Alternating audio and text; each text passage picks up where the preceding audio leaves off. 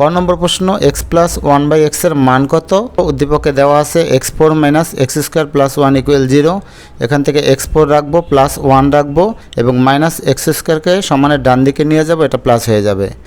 এখন সমানের বাম দিকে এক্স ফোর প্লাস ওয়ানকে এক্স স্কোয়ার দিয়ে ভাগ করব, একইভাবে সমানের ডান দিকে যে এক্স স্কোয়ার আছে এটাকে এক্স স্কোয়ার দিয়ে ভাগ করব। তোমরা এখানে সাইড নোট দিয়ে লিখে দিতে পারো যে এক্স স্কোয়ার দিয়ে ভাগ। এরপরে এক্স ফোর আর এক্স স্কোয়ার আমরা আলাদা করে দিব, প্লাস ওয়ানের নিচেও এক্স স্কোয়ার দিব। আর এখানে এক্স স্কোয়ারকে এক্স স্কোয়ার দিয়ে ভাগ করলে 1 হবে।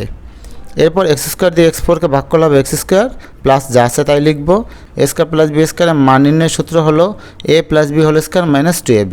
এখন এটা যা আছে তাই লিখব, মাইনাস এখানে এক্স আর এক্স কাটা যায়, তাহলে এখানে 2 থাকবে সমান 1। এরপর এটা যা আছে তা লিখব, সমান চিহ্ন দিয়ে এখানে যে 1 আছে তার সাথে -2 এখানে নিয়ে আসবে, এটা +2 হয়ে যাবে। বাম দিকে যা আছে তাই 1 এবং 2 প্লাস করলে হবে 3 এবং এখান থেকে আমরা স্কোয়ার বাদ দেবো, আর স্কোয়ার বাদ দিলে ডান পাশে অবশ্যই আমাদের বর্গমূল করতে হবে, অর্থাৎ রুট হয়ে যাবে। তাহলে এক্স প্লাস ওয়ান বাই এক্সের মান হচ্ছে √3। এটা হচ্ছে ক নম্বর প্রশ্নের উত্তর। খ নম্বর প্রশ্নটি দেখো x cube plus one by x cube, অথবা এটা এভাবে আসতে পারে x six plus one divided by x কিউবের মান কত? ক হতে আমরা যে মানটা পেয়েছিলাম সেই মানটা এখানে লিখে নিব।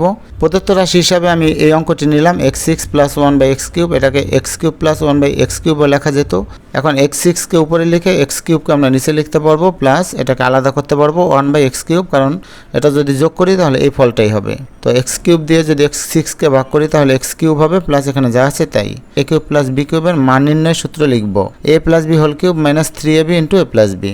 এ প্লাস বির মান দেখো আমরা পেয়েছি √3, এখানে √3 কিউব লিখব -3, এখানে এক্স আর এক্স যদি কাটা যায় তাহলে এই 3 লিখব এবং এক্স প্লাস ওয়ান বাই এক্সের মান আবারও দেওয়া আছে √3, এটাকে লিখব। √3কে কিউব করলে হবে 3√3 মাইনাস এখানে 3√3 আছে, বিয়োগ করলে 0 হবে। এটা হচ্ছে খ নম্বর প্রশ্নের উত্তর। গ নম্বর প্রশ্নে দেওয়া আছে x5 plus one by x5 এর মান কত?